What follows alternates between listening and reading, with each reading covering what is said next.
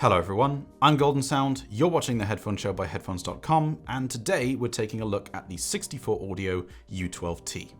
These are a pretty high-end pair of in-ear monitors with a price tag to match, but they've received a lot of attention and a lot of praise within the audiophile community.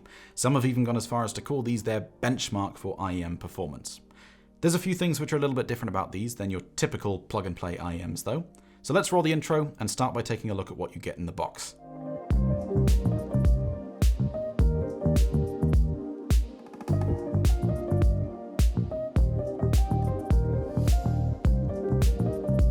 First, you get a leather exterior carrying case, which will do a nice job of keeping the IEMs safe from any knocks or scratches, and additionally it's a solid case, so you shouldn't need to worry about things getting squished in your bag, for example.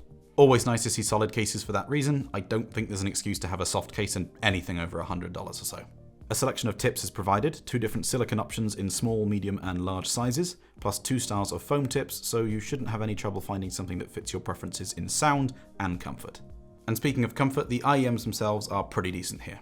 Nothing spectacular to call out in terms of the shell itself, as it fits fine, but isn't as sculpted as some other universals. But I do want to call out that the nozzles not being as wide as a train is much appreciated. Unfortunately, it seems that nozzles that actually fit in your ear comfortably aren't a given nowadays, so thank you 64 Audio for that. The included cable is fine, it's not terrible, but it is pretty rubbery with a fair bit of shape memory to it, and I'd definitely swap this out for something else if I was buying the U12T. Definitely would have liked to have seen a better cable than this given the price of these IEMs, especially given as far cheaper ones like the Moondrop Kato have a way nicer included stock cable. If you want to see my review of those, you can watch it here.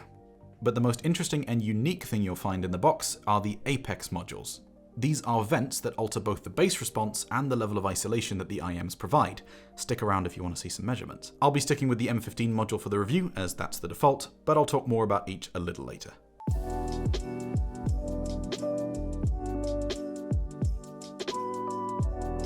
The U12T is an IEM which for me is doing a lot really well, with a couple minor setbacks that stop it from being a no questions asked recommendation. The overall signature of these is a little bit hard to pin down, but if I had to describe it concisely, it would be a bass boosted neutral with some uniquely shaped treble. The bass on these is a little bit rounded off in its leading edge compared to some other stuff, and so for percussionists or fans of faster electronic music, you might find that these aren't quite as immediate as you would want them to be. But the overall force and impact of things is really good, especially for an all-BA design. It hits hard, and the body of low-end elements is carried with more actual detail than what a lot of, say, dynamic driver IEMs might be able to achieve, even if their leading edge is a little bit snappier. Bass guitar and tracks with deep-reaching organs, for example, were wonderful, and I think the best word's immersive on the U12T, whereas others, even if punchier, were either a little bit too bloated or just not able to resolve the same level of actual information within those elements that the U12T could. It feels as though these have been tuned more for thunderous rumble and force, and the ability to keep up with busy, heavy low-end passages rather than that leading-edge immediacy, which I guess monitoring low-end stuff is probably what you want. This isn't optimal for some tracks. The kick drums in Painting by Louis Del Mar, for example, had a roundness to them, a softness, which whilst not necessarily detracting from my overall enjoyment of the song, did make those kick drums sound distinctly less realistic. But then I listened to Christopher Willits' remix of Into the Woods around 325, 330, and it's big, deep, detailed, powerful sounding, and just generally awesome. As we move into the mid-range and start to focus on things like guitar and piano, this is where the U12T is really starting to excel. Most tracks involving strings or piano have an impressive neutrality to them, and timbre of both is surprisingly true to life. A lot of classical and jazz music sounded fantastic on these, and the ability to pick individual aspects out so effortlessly makes these genres shine. Vocals on the U12T though are a little bit more mixed. Again, neutral for the most part, with one aspect we'll talk about in a sec, and always presented, well separated, well resolved. The technical performance on these IEMs is just fantastic, and it's never troubled by things like sibilance, for example. But these aren't a party trick IEM. The U12T doesn't have any particular aspects which it pulls your attention to and makes you go, wow, that particular aspect is phenomenal. The Symphonium Helios, for example, that was an IEM which I really enjoyed, but it had a party trick. You listen to it and almost immediately you go, oh my god, the bass. This is some of the fastest, hardest hitting, cleanest, overall best bass I've heard in an IEM, and that's fantastic. I really enjoyed those, but it's a party trick.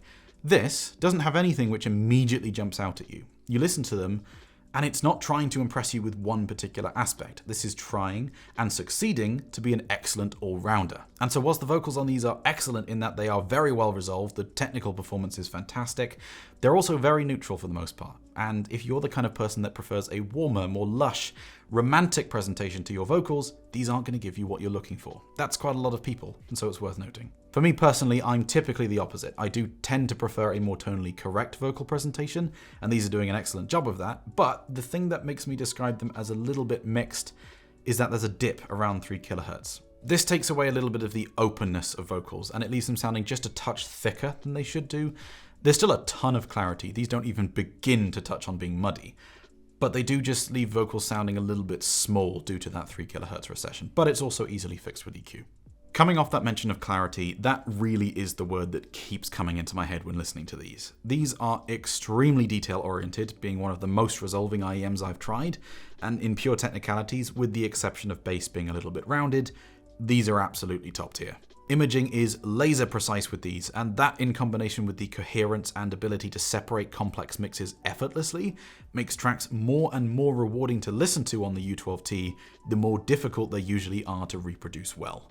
Can't Stay Mad by Sir Women put a constant smile on my face when listening to it on these, because you really are just surrounded by the recording. Different things happening in different directions, everything crystal clear, well separated, the vocal timbre was pretty convincing.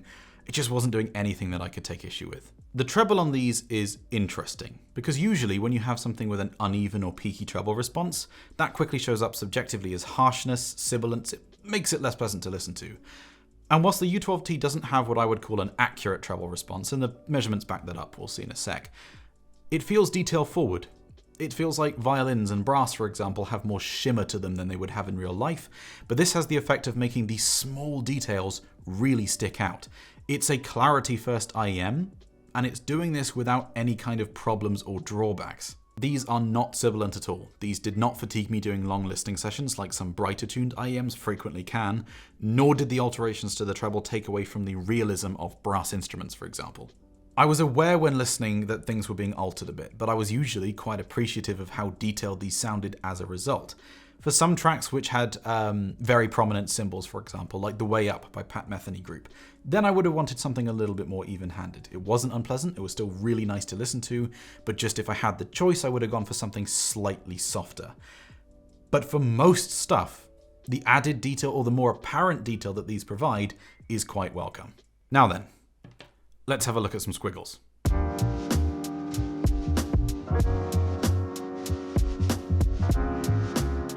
This graph shows the frequency response of the U12T in orange. This is with the stock M15 Apex module installed, and the red trace shows the IEF neutral target curve. Starting down in the bass region, we can see that it does indeed have quite a prominent bass boost, though definitely focused on sub-bass, and it rolls down to much closer to neutral by 100 Hz or so. So this provides quite a lot of sub-bass rumble, but avoids any unnecessary mid-bass bloat, which for me is a problem that many bassier overall IEMs have. Mid-range is pretty flat, a couple decibels difference between 300 Hz up to about 1 kHz, but overall quite neutral and flat here. Then, as we move through the mid-range and into the vocal region, the frequency response again stays quite close to neutral, up until we hit that 3 kHz dip that I mentioned earlier on. This does have the impact of affecting vocals mostly, not fundamentally altering their perceived tonality as such, but removing some breathiness and openness from them. After which, the treble moves down a fair bit steeper than neutral, but bumps back up to a little over 12 kHz or so, and this probably goes a long way to explaining that detail-forward nature. With a very neutral mid-range and an emphasis on upper treble, seemingly what you get is quite shocking clarity. Now let's have a look at the Apex modules. Here you can see the stock M15 module in orange, the slightly more isolating and bass boosting M20 in red, and the most open MX in green. I'll start right off the bat by saying that the MX just didn't sound great to me at all.